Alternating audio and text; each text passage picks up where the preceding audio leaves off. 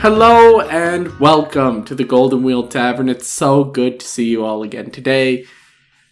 We're back from a mysterious journey, which, if you're a long-time listener of the show, you know is to Con of the North.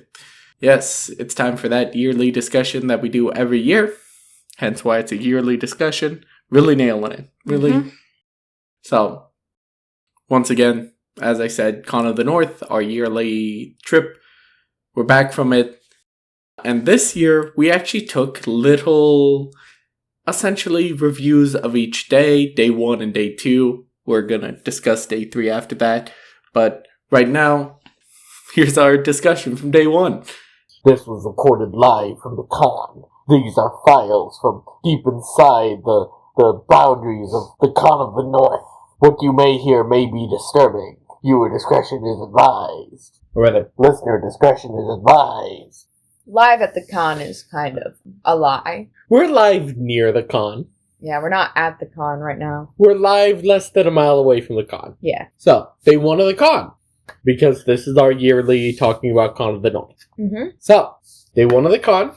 I played a Pathfinder adventure card game. You ran your Monster of the Week event. Mm-hmm. And then we both played with a friend of ours a addition onto Morkborg, which none of us had ever played Morkborg before. So it's really fun to do third-party campaign based in Morkborg, one-shot hexcrawl thing. Yeah, hexcrawl, not campaign. Hexcrawl, yeah. One-shot hexcrawl of Morkborg. So, we'll start with my first event, because that actually started sooner than yours. Yes. Which was the Pathfinder Adventure card game. Mm-hmm. I decided to try that one out because it was Pathfinder, which is, TTRPG. But it was also a card game. So it was a Pathfinder card game. And I was like, okay, how is that going to work? My official review, very jargon heavy. Seems very fun. Seems if you have the right group. It's very, it kind of has legacy board game things. And it seems like it'd be great with the right group. I don't think it's right for me. It's very jargon heavy. It's very information dense. I like the deck building aspect. I like the way it looks like it works. I don't like, just the feel of it is off. The density of it. It doesn't feel like a good card game. It feels like their best attempt at turning TTRPG into a card game. And they did a good job. I feel like they should have strayed more from the idea. Mm. But overall, it was very fun. As an example of the fun, the final check of the game, to finish out the game, I essentially needed to succeed on a DC 12 check. And for that check, because I stacked so many different things, I ended up rolling 4d12, 3d4, plus 2 to try to pass a DC 12 check. Oh, it's a card game with dice. Yes. The cards are what allow you to assemble your dice pool. Interesting. Yes. So you're assembling a dice pool to make the checks using your cards to determine what dice you use. Which also feels weird because then it's like you're spending these resources to increase your chance of succeeding, but you're not spending these resources to succeed. Yeah. But that I'm fine with. That's whatever. It wouldn't feel like you're playing like a TTRPG if you weren't rolling dice. I guess. The presentation was interesting. The GM, or I don't know if it's probably GM for the thing. Instead of having us set out our dice and use our dice, he just had imagine a fucking salt ring or some sort of summoning circle type ring, but it was all just different dice. Hell yeah. And it was just grab from this ring the dice you need. Yeah, so it was just like a ring of dice, and it was like, oh, you need 3d12, grab 3d12 from this ring, and then roll them and then toss them back in the ring. Which also created a strong delineation between player space and the locations and the things. Overall, like I said, seems like a really fun game. I could see it being right for certain groups. Wasn't that appealing to me. Then again, not that big of a Pathfinder fan. How did your Monster of the Week thing go? It went so good. Let me finish what I'm chewing, though. Not the kind of ASMR viewers want. Uh-huh. Listeners want. Uh-huh. consumers of the podcast want. Yes. Who knows? They could be watching us right now. Yeah, they could be. I hope not. Really good binoculars if you are. Anyways, have we talked about Smilecore on this podcast? I don't think we've talked about your peasant funnel. Maybe we briefly mentioned it, but I don't think we went into detail. Because I've run it for the other group before, so I wasn't sure if it was a Tales from the Tavern's table at one point. Probably not. Okay. So I ran a one-shot that of my own creation, an unpublished adventure. Mm-hmm. For the Monster of the Week variant, Wait, Monsters Are Real, which is a peasant funnel, and I do believe we've talked about peasant funnels before. I think we've mentioned them, yes. But for the listener at home who says, but I don't know what that is, and I'm not going to go back and listen to all your episodes because I'm a dumb meanie who doesn't actually care about this show. Fuck you, go back and listen to our episodes to figure out what a peasant funnel is. Peasant funnel just means the characters are essentially level 0. They're weaker than basically even your average starting hero. They're extremely quick to make a new character. And the thing is you go into this, your character is going to die. They will die. You will have to make a new one. And that one will also likely die. Yeah, pretty much. Which was a concept I did have to explain to my players. And I don't think they really understood it until they started playing. And someone died. Yeah, it comes from like OSR type stuff, I believe. I can't remember the history 100%, but the idea is it's called a peasant funnel because everyone would come in with 4 or 5 character sheets for peasants, and then they would be funneled down to 1 or maybe 2 that survived. And then those 1 or 2 would get their first class level. Yep. So, Smilecore is a one-shot that I created for this variant of the system so, one more backtracking piece. This variant, so regular Monster of the Week meant to emulate Monster of the Week TV shows, Supernatural, Buffy the Vampire Slayer. Insert other example here. Wait, Monsters Are Real is supposed to emulate more horror movie type stuff. We have a bunch of people who don't know what's going on affected by an entity rather than people who are skilled at hunting these entities down, hunting one down. Yeah. Rather than Scooby-Doo, it's your typical horror movie. Hunted rather than hunter, I suppose. But not hunter-hunted. That's a different system. No. Different system. Never played. So, Smilecore is about a company that goes on a corporate retreat to a place called Meritage Estates. And there is a suggestion box that is the main problem, as it likes to use Fae/Genie magic to bring its suggestions to life. So if you are not wording things perfectly, you're kind of screwed over. And that's what screws the people over. Because the box is not supposed to be used, it's on the fritz. Boss man said, hey, don't use this, to an employee who was like, okay. And then when the CEO, Tim Green of Smilecore, came in and was like, hey, it's in our contract that we can use this, another employee was like, sure, I mean, I was told it was broken, but it looks fine because it looks like a metal suggestion box. That's the premise, what we're working with here. Yep. I had a good time. My players had a good time. Unlike the last time I ran this peasant funnel, I did funnel the peasants. Last time you ran it, you were a bit lenient on how brutal things were. That's part of the reason I was able to make it out alive not once, but twice. Yeah. The monsters got a revamp after the first one. Yeah. First time I ran it, we had the tree monster and the hive mind, really. And Teeth, but Teeth was barely a monster. Yeah. This time, there was a lot more monsters. Teeth became a dentist man with a periodontal probe for one arm, explorer tools, the dentist type, not the thing that you can get in 5th edition. Yeah. Dental explorers. For another arm, Belmont Bell Halo LED light behind him to blind people like the dentist blinds you and they turn on that little light above you. Yeah. And a change-a-tip portable electrocautery system as like a third arm off his back that made an awful dentistral noise when he opens his mouth. Yep. And got he had his own little teeth minions. And I will say, they, when I said little teeth minions at first, they didn't understand the size because, we all know what size teeth are. And so when I clarified and said the size of toddlers, they were like, those are big teeth. Toddlers are big. That's big for a tooth. Yeah, they're the size of the teeth from the Chip Skylark My Shiny Teeth in Me music video. Exactly. Yeah. Yeah, I know what you're talking about. So that was one of the monsters. Could do some stabbing, could do some electrocuting. Mm-hmm. Shows up at the bar whenever. I also had the horror start earlier. Being once people started drinking. That's typically the time it shows up in a horror movie anyways. Yeah. Other monsters include the worker integration monster. A large amalgamation of people all together that has one move. And that is to amalgamate you into its amalgamation. Succeeding is really the only way to get out of there, and you will get hurt pretty badly for that. Failing to get away from being amalgamated results in an instant death. You're amalgamated. Yep. Partial success results in amputation. So, did any important insights come out of running it at the con this year? I had fun. You know what? That's the most important. I didn't learn shit about DMing doing this. I just figured this isn't the podcast episode where you describe every aspect of your SmileCorp one-shot. I was just going to keep talking about the monsters. I know. You would keep yapping about it all day. If I would. All night.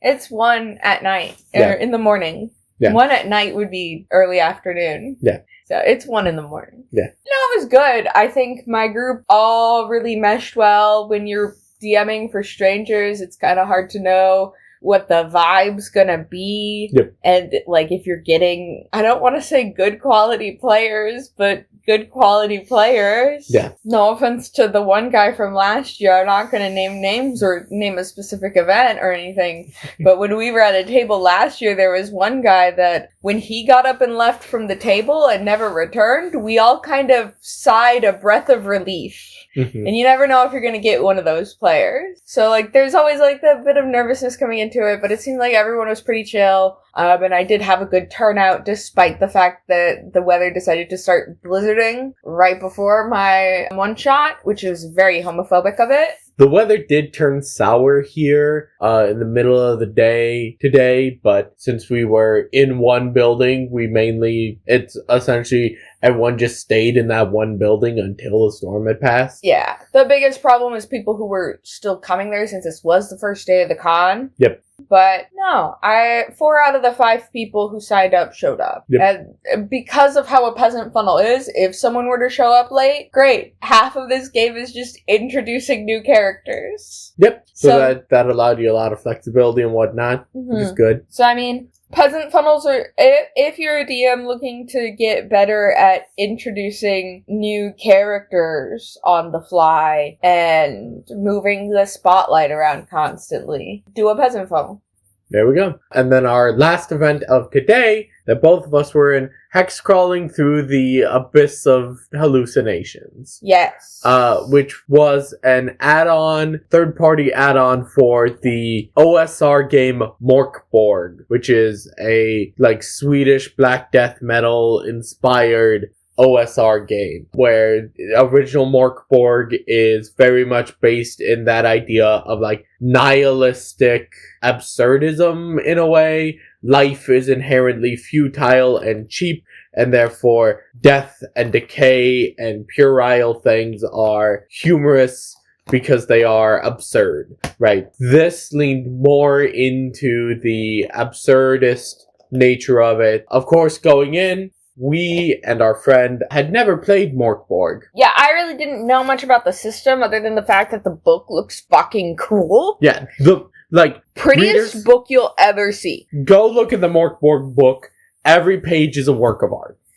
Like, it should be a crime that apparently the rules say that at the end of the game you have to burn the rule book. So, like, basically at the end of a campaign. So, quick sidebar, that probably cut it out for non-patrons. What that is like every once in a while you can roll these, like, calamities, things that are happening because the world is decaying. Mm-hmm. And it's these calamities that happen. And, like, the final one on the final table is the 7th seal is broken, the world is destroyed, burn this book. Not happening. Yeah, the joke is, of course, buy 2. 1 for the art and to keep, the other one to burn for the dramatic effect. But it is a gorgeous, gorgeous book, and like I said, inspired by Swedish black death metal, nihilistic absurdism, and just death and that kind of stuff. The one we played, like I said, leaned more into the absurdism, and it is an OSR game. But it's very simple to get into once you can get your footing. It's very simple to get into, because that's one of the main aspects of OSR games,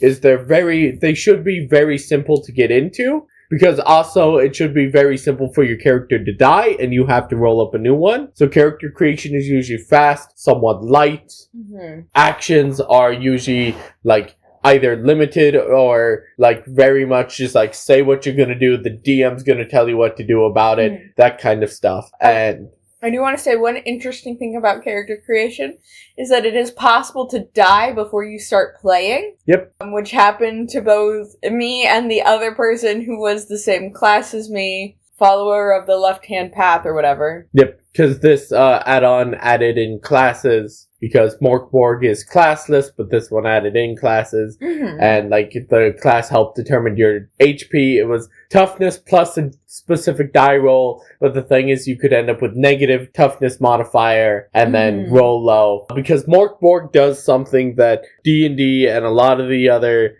basically any OGL game should have done a long time ago, which is, hey, you know how you roll your 3d6 or your 46 drop the lowest and you get a 17, so you write on your sheet 17 and below a +3? Why are you keeping around that 17? Get it out of here. Throw it away. I don't mind keeping around the 17 for D&D because you can get ability score increases, so you kind of need it. I mean, in theory, what they do there is then they make it so that, an ASI just bumps up your modifier. Yeah, but this way I can bump up too. I mean, yeah, it allows for that, but I feel like it's worth it just to clear up the character sheet and whatnot, and not use it as a weird breakpoint for things. Just have it be if you have a +2, or if you have a +1 in this thing, you can use this item, or you can multi-class in this way. I like the fact that for the Voice of the Light, when I got to level 4, I was I can bump up my Wiz and my Con. Mm-hmm. But it had some interesting classes. One of the ones that immediately caught both our eye, but neither of us ended up playing it, being the Fool. The Pure Fool, which their main thing is that they can force morale checks by, demoralizing their opponent by insulting them. And it was very much a thing of, you're supposed to insult them with, nihilistic and, absurdist argument and humor. And if you got, other people to laugh, or you use circular logic, or you made, puerile anatomy added into it, you could add more and more dice to try to succeed on the morale check to force them to surrender or flee. Yeah. Very funny if you're playing a good fool. Mm-hmm. Not funny didn't laugh for us. Not funny didn't laugh for us. Our friend, who was probably listening to this episode, played the fool. We did not laugh at any of their demoralizing statements. We won't go into it. They put effort into their statements and whatnot. Yeah, the GM laughed. The GM laughed, and one other person who was the anarchist, I believe. Yes, they were playing an anarchist. Laughed. But yeah, OSR game. It was surprisingly fun, easy to get into, and now we're looking into just getting a copy of Morkborg, because it is a beautiful book, and then the system's quick and easy to get into. It has its little nitpicks here and there, but other than that, it's pretty fun. Check out some OSR stuff, because really, there's good stuff in that space. There's also terrible stuff in that space, but that's with all TTRPG stuff. There's good and there's bad. But the OSR stuff, the real good stuff, is real simple to get into. It's literally designed to be oh, I need a new character. Cool, I'm picking this class. Let me roll dice 5 times. Let me roll dice 3 times. Okay, here's my new character. Yeah. Takeaways from the day. I'm running Wait Monsters Are Real again next year.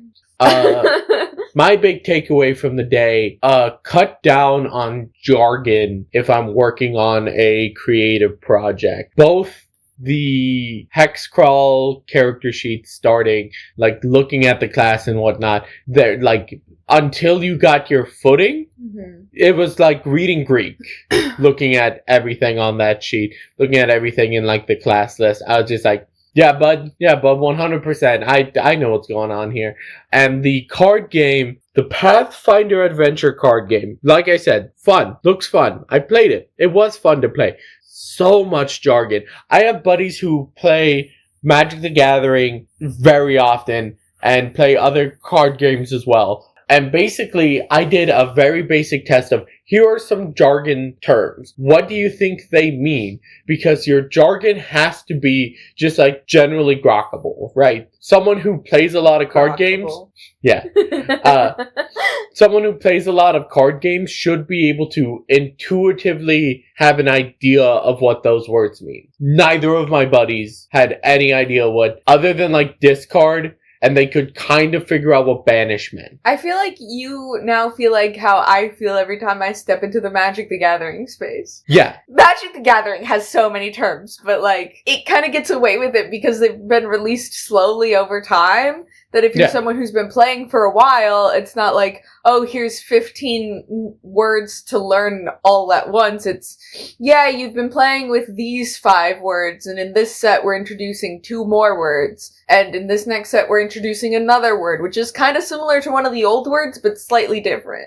And so if you're stepping into Magic the Gathering now, it can be kind of overwhelming with the amount of terms. Yeah, I get that. I would also argue that the thing is with Magic, it's these cards are coming in that introduce these terms and whatnot. Part of the issue with the Pathfinder one is those words, those jargon, are straight from the get-go, all of them. You don't start a game of Magic playing a land and saying, okay, now you need to know a flying vigilance, the end step, every piece of the combat phase and whatnot because I played this land. The Pathfinder Adventure card game, from turn 1, you have to know what recharge, discard, bury, banish. I will say, in Magic the Gathering, there's that one guy who can be a commander sometimes. Odric? Yeah. That is just, okay, everyone here at the table better know their vocabulary because I got keyword soup on the table. Right. I know Odric's an exception. I was about to say, there's exceptions to every rule in Magic the Gathering. That's a fair exception. But I didn't want to point out Odric. Yeah, so it's very keyword dense, it's very jargon dense, so was Mork Borg in a way. I think Mork Borg handled it a bit better, because essentially once you knew what the word was, it got out of the way. You didn't really have to really care about what the character sheet was saying anymore once you properly wrote it down and knew what to do with it. Versus the Pathfinder card game, it was just constantly... Every single card was like, while recovering, discard, but you may roll to instead recharge it. And I'm like, yeah, bud, so much stuff on these cards. And I get why jargon is really good for shortening text, but the issue is it does that by crushing down all that information, making it super dense, and it's just too dense. So I took that away. You took away that you're going to run it next year and that you had a good time. I probably won't be running Smile Corp again next year. It will be very sad to retire that. Yes. I love Smile Corp. It's my baby. It's the first Weight Monsters Are Real that I created. To be fair, Weight Monsters Are Real has not been around for very long. Yep. But it is my baby. It feels so fun and campy to me. But you gotta move on to new things. And now I'm going to talk about my top 3 moments, which you don't get to do until tomorrow. I mean, I wasn't going to because we're almost at 30 minutes for day 1. So, our episodes are so long. Anyways, tomorrow you can talk about your top 3 moments because tomorrow you're running something. Yes. So, top 3 moments.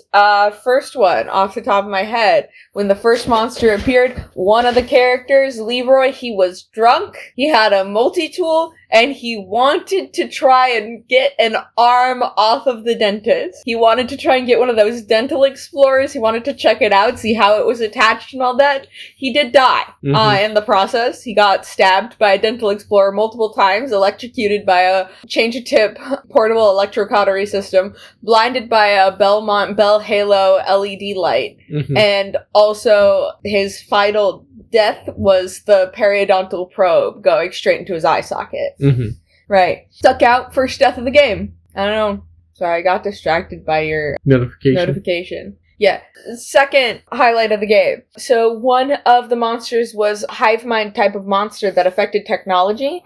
And when players would interact with technology, they had the option to either fend it off and like put up this mental barrier to stop it from taking over their brain, or open themselves up to evil, which allowed them to maybe get answers, but at the risk of at the risk of opening themselves up to this evil. Yeah, it would start a possession clock, and the consequences for opening up yourself up to evil in that possession clock were a lot more severe than fending it off. And I had a character. Her name was Jeannie. Jeannie was a programmer, so she was like, I'm just going to open myself up to this evil because I'm a programmer and it's a computer. What's the worst it can do? And then she rolled 5. And was possessed and gone. And started laughing. I started laughing. And they were all kind of like, well, what happens? And I was just like, well, the first thing that happens is you're going to want to grab a new character sheet. Which kind of got everyone at the table broke at that, which I loved. Third moment, that this is really just turning into top 3 deaths. Number 1, best death of the game. So, endgame, they got the suggestion box. They did do this smart move of saying, hey, maybe we should just carry the suggestion box with us instead of leaving it in this room when we know that the hallways change. Took it with them, but before they did, once they'd figured it out, Irene, she decided to put a suggestion into the box being, Irene shouldn't die at this resort. That was the suggestion. I wrote it down as I write down any suggestion that is put into the suggestion box. Irene had recently lost a limb to amalgamation and was unstable. And when she put that in, she was at 6 harm. 8 harm is what you take in Monster of the Week, the die. Unstable means that you will continue accruing harm until you're stabilized. And so it's like, okay, mark a harm. And they were like, okay, they didn't have a med kit, so they couldn't do anything about it. Got upstairs, started searching for magnets. I was like, mark another harm, but don't fall dead, right? Because Irene shouldn't die at this resort. Yep. They got the 4 magnets they needed, slapped them on the box, and immediately Irene dropped dead. Yep, because the magnets were how to deactivate the box. So there was no box keeping her alive at the resort. The other thing was going to be if she escaped and they didn't deactivate the box, she would have just dropped dead as soon as she was off resort property. Yep. Could have lived forever with a bunch of horrifying monsters, constantly in pain. And honorable mention is the joke magnet that they found. They did find a magnet that was motivational sticky note type of magnet that said, reminder, it's okay if the only thing you do today is survive. Yep. So, top 3 deaths in my peasant funnel. Good day 1? Good day 1. Okay. See y'all tomorrow. Bye. Thanks, the Tavern Keep from the field, and also the bartender from the field. We appreciate your hard work. Well, we were actually in a hotel, not a field. We were in a hotel, not a field. Yeah. And then we also have day 2 audio. Day 2 of the con. Day 2 of the con.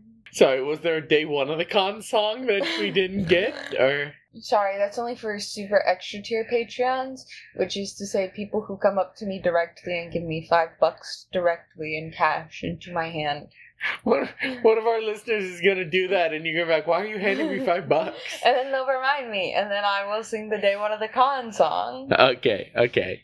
So, day 2 of the con. First event of the new day, which was between the 2 of us and our buddy. Yes.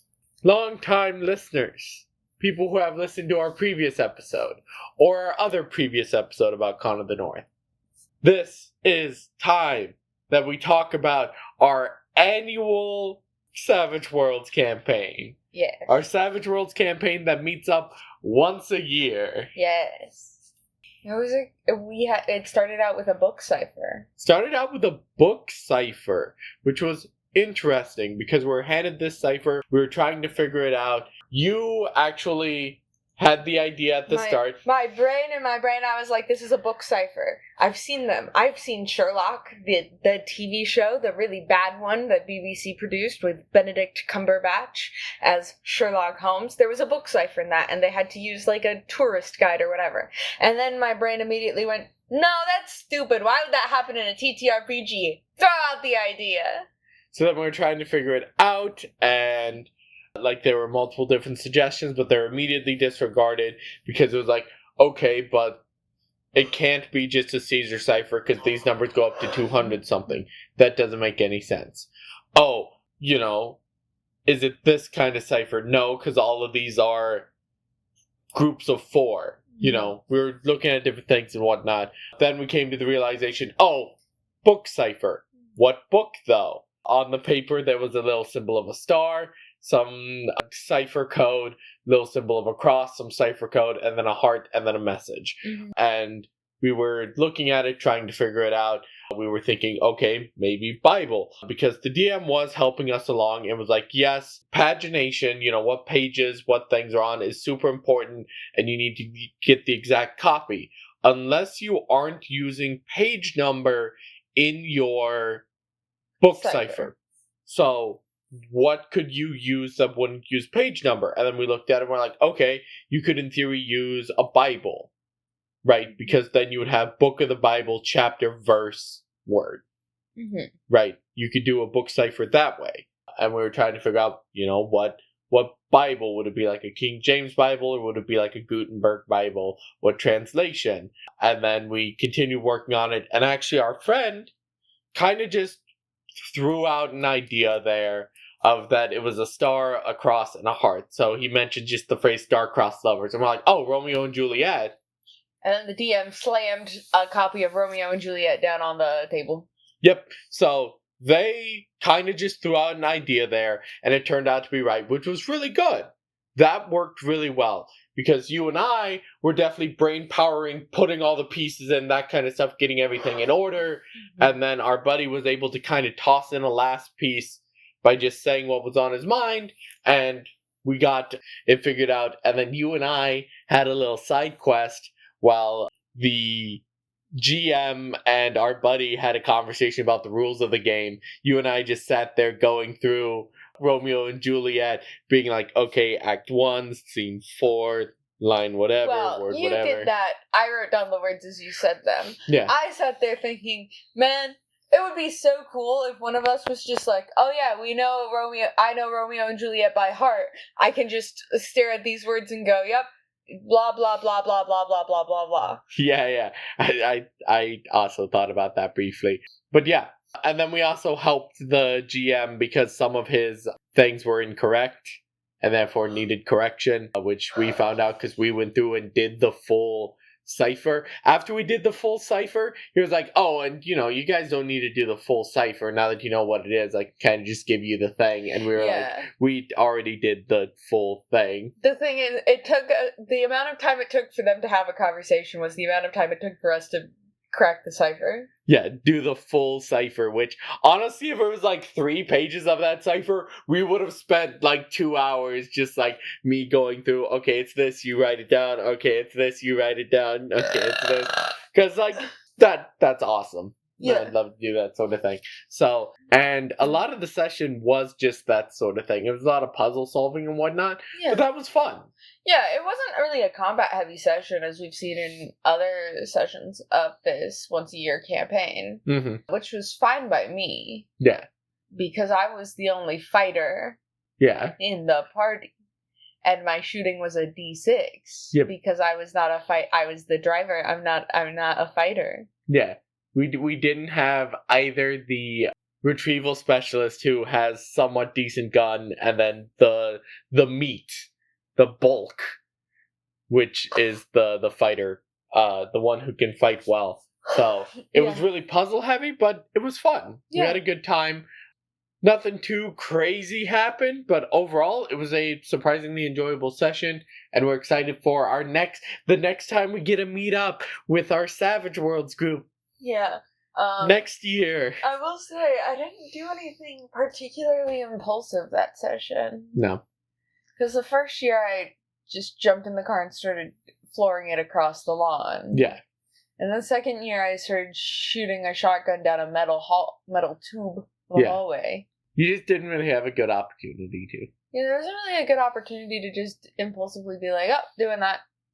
Yep. Other than like in a big way. Obviously, it was like, oh, we need to go in the river. Cool, grabbing scuba gear and jumping in the river. Yep.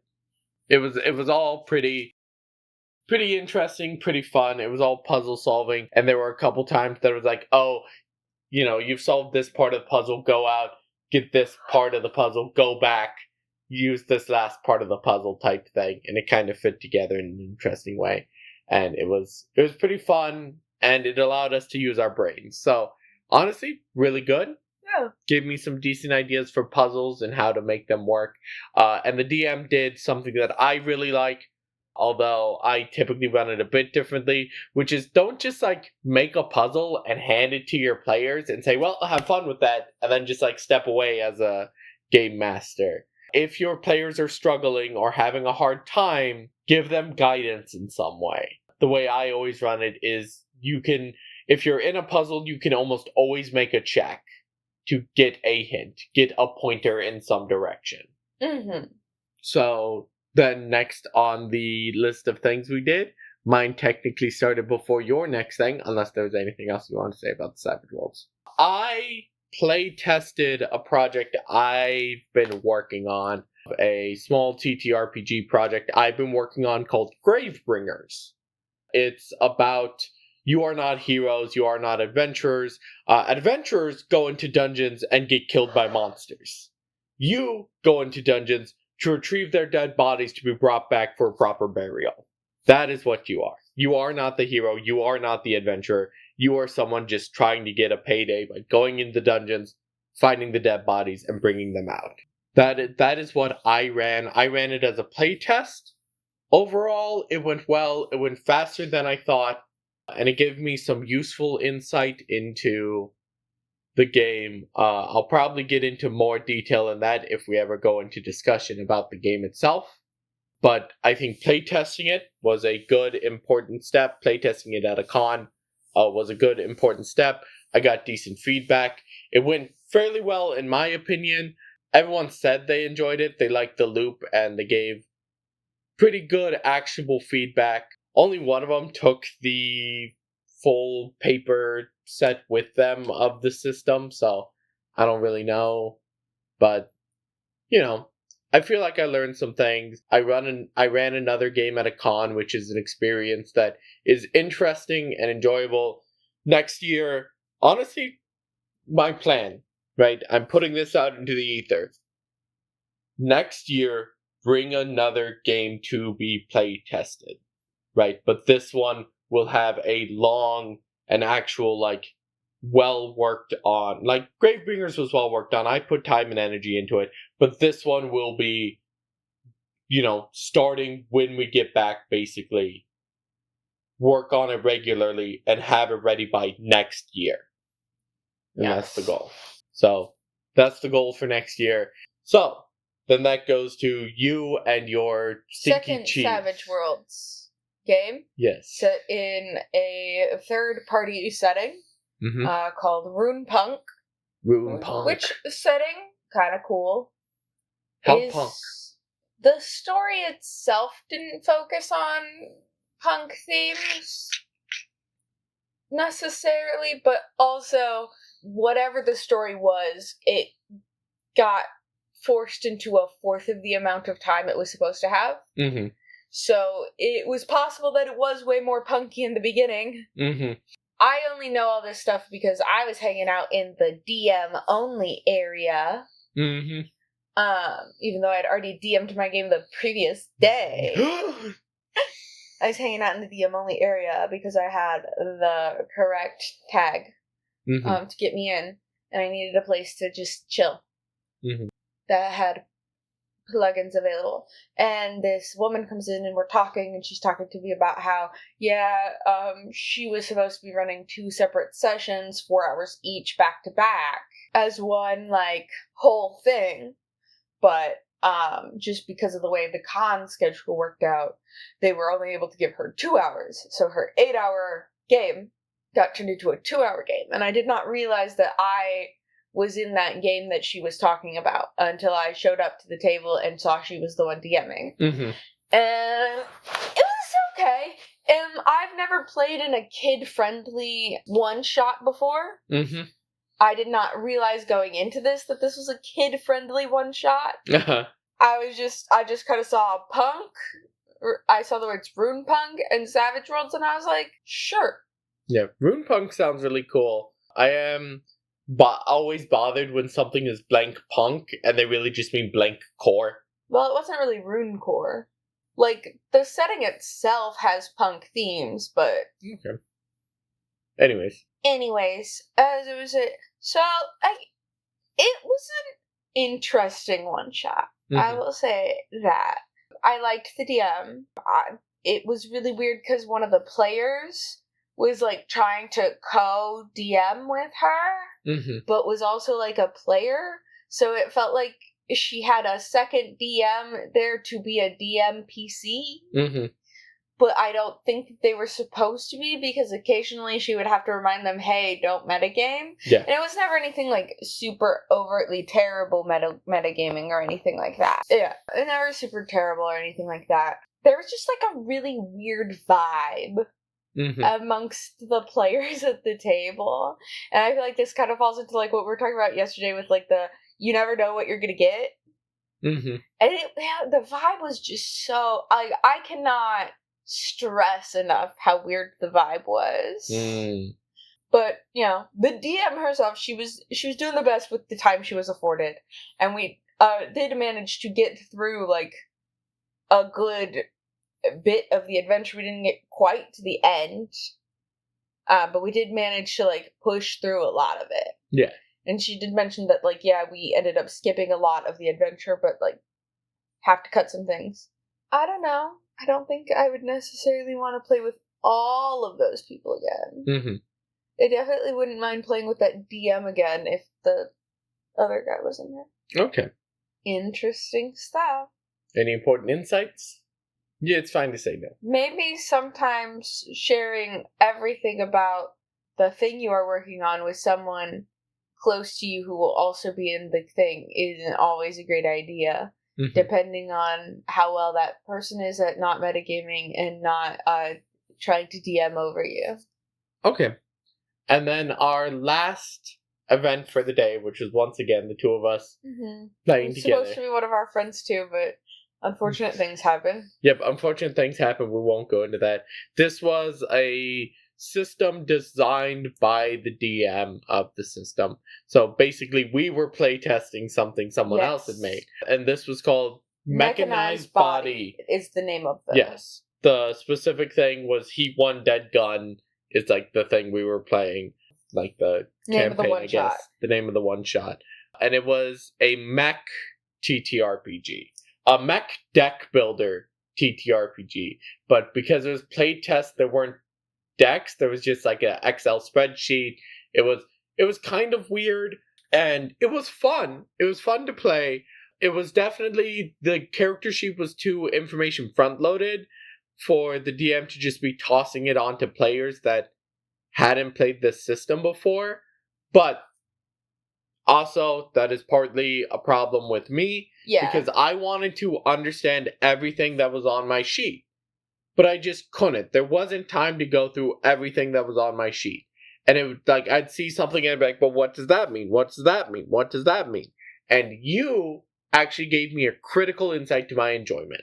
Stop trying to know what everything means. Yeah. It basically boiled down to that. Was at one point after talking to, the bartender about it, like, I drew a card and I read it and I'm like, I don't know what three of the capitalized words on this card are. I'm going to immediately discard it to my ability that lets me discard a card to do something. And after making that realization, it was a lot more enjoyable, because then I could focus on the things I knew and interact with the game that way, and it turned out rather fun. The character I played was rather silly, because they were kind of a weird alien found in a vault whose brain was spewing knowledge and omens. So I played as just every once in a while, I would just somebody would talk to me and I would go when the wolves hunt across the fields, burying into the ground beneath the amber sky, They shall uncover the tombs in which the joys and hopes of the sleeping gods lie, and from their slumber they shall awake and bring upon the land plagues of mirth. And it was just omens constantly. And honestly, it was very funny. I think everyone at the table enjoyed it. Yeah. I think you would have had an easier time if the player reference guide was printed out. Yeah, part of the issue is that like all the stuff was like essentially on a Google Drive, and I didn't have a laptop with me. The other players did. I had a cell phone. Yeah, I was going to be using my cell phone, but my Google Drive on my cell phone is very homophobic and was like, your files don't exist, actually, and we're working really hard to recover them, but that means you can't open this file that was just given to you. But on my computer, it was like, yeah, sure, you can open it. No problem. Yeah, so it was an interesting experience. The important lesson I took away from it was, hey, keep your information density low in a way. Good business deal. The DM has an actual specific name in the system, because I have the rulebook pulled up. Oh, sweet. What's the DM name? Game Operator.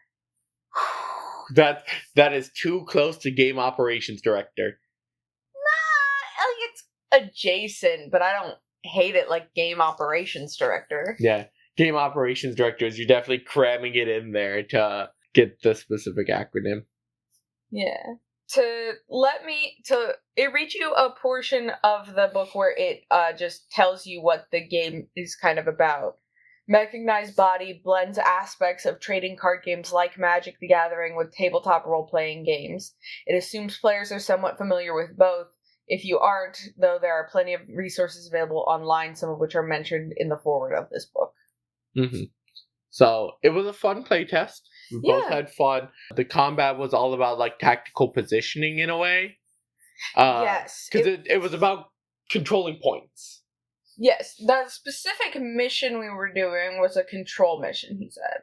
Which makes me think that there are probably other kinds of missions. Yeah, but it definitely is more about positioning than necessarily, like, straight up combat. It's about being tactical and whatnot. So I think that was an interesting way to handle it. And overall, I had a good time. I assume you had a good time. I had a wonderful time. Any important insights or whatnot you want to talk about in regards to the game? Deck builders aren't always bad. I'm not that into, like, playing deck building things. Mm-hmm. Deck building is not, like, a strong interest of mine. And especially if it gets any more complicated than my Atla Palani deck does. Because that is a very simple deck. So, to be fair, most deck builder games, right, keep the deck building fairly simple because they're about building the deck and they want that to be quick and easy so that if you have to add a card to your deck, you can do that in-game rather than necessarily, like, if I have to add a card to a Magic the Gathering deck, that might be my entire afternoon. Okay, but this does come with card packs. Yes. So, like, and the cards are pretty complicated. Yes. As you know from reading some of them. Yes, the cards are complicated. The idea of deck building, though, it should be fairly simple. Like, your deck size is small. You only have so many cards you're pulling from. Usually you have, like, a limited number of cards of each type thing. Usually it keeps the deck small in a way. Which, like, yeah, but it's still about creating a deck with synergy. Yep. That synergizes with your abilities. Yep. Which is not a thing that I am good or necessarily enjoy all the time. Yep, and that's perfectly fine and understandable, but you had a fun time with this one. Which is why I said deck building games aren't always bad, actually, is my insight to impart on you all. And I feel like that's a good enough thing to kind of wrap up today's review on. So, important insights. When you're running puzzles, give your players leads. Give them directions to go in. For my Gravebringers, important insight, aesthetic needs to be maintained throughout the entire thing. And overall, simplicity and easy to pick up games typically, are enjoyable because you don't need to put too much time investment into them. They're pretty simple and easy to pick up and roll with. Have any more insights? No, we're reviewing the insights. Now it's yours. Do you think I remember my insights? For Runepunk? At all. Okay. I remember the last one that I gave. Deck builders aren't always bad all the time, always. If you're facing too much jargon and whatnot, try to find what you can cut, both as a game designer and as a player of the game. Figure out what you can ignore if there's just too much jargon and whatnot. And Magic the Gathering should get rid of some of their jargon. And then your insight for Runepunk was, be careful who you tell your secrets to. Okay, bye! We'll see you tomorrow.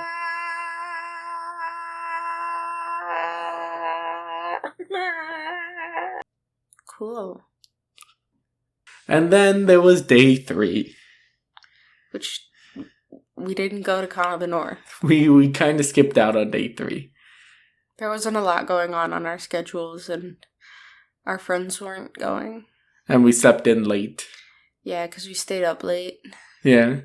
It kind of all culminated in us not going to day 3. Yeah, if you're up till like 2 in the morning and your first event's at like 10 in the morning, that doesn't really work out. And what was the number one lesson you took away from Con of the North this year? Run more shit. Run more shit. It's fun to DM for people. Have more fun and play more things. Yeah. You don't have to play D&D every time you go to Con of the North. And you're probably never going to be able to play D&D at Con of the North ever again unless you want to play 2024 edition, which you don't. So, yeah, run more stuff. I think my important lesson is you can probably get away with a fairly full schedule. Schedule more things, run more things, and interact more. And I think that's just kind of a good idea for going to any sort of like con in general. Good rules for life. Good rules for life. Now, do you want to do the quiz bowl? I'm just pulling it off the top today. Yep. The spell, you're not going to give me an intro? It felt low energy, but... It is low energy. Quiz bowl.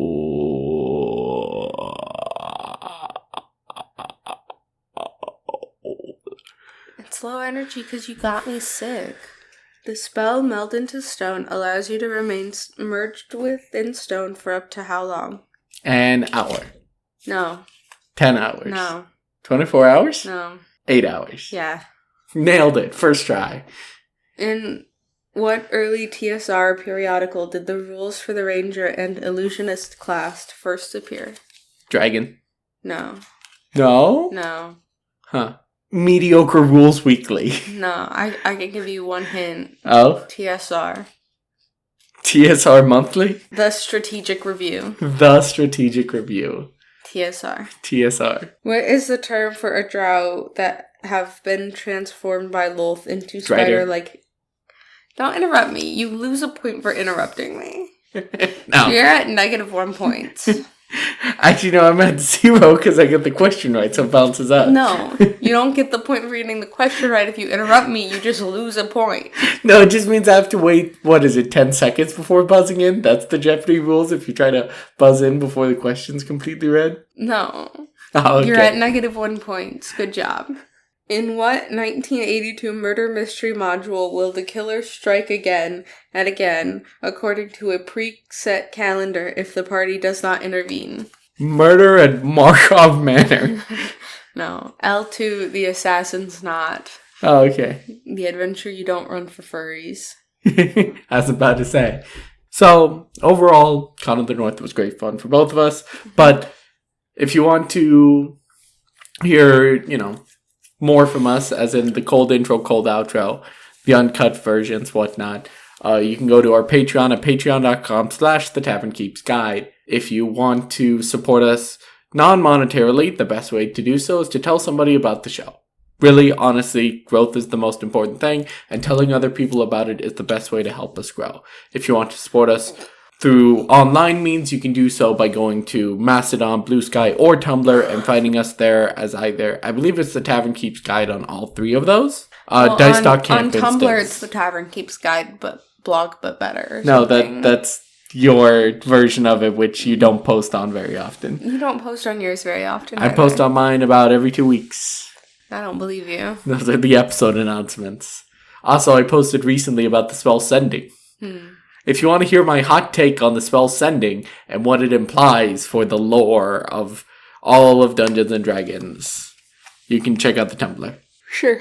So, leave us a like, leave us a rating, subscribe if you're watching on the YouTube, and support us however you can. And as always, make sure to tip the barmaids.